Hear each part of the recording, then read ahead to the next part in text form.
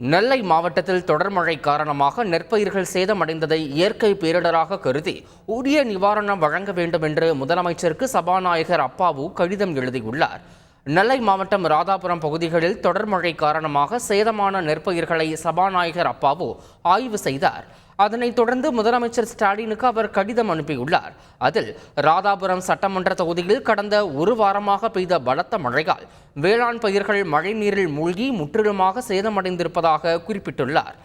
புஞ்சை குட்டிக்குளம் பாசன பகுதிகளில் விளைந்து அறுவடைக்கு தயாரான நிலையில் இருந்த நெற்மணிகள் முளைத்து சேதமடைந்துள்ளது என்றும் அவர் கூறியுள்ளார்.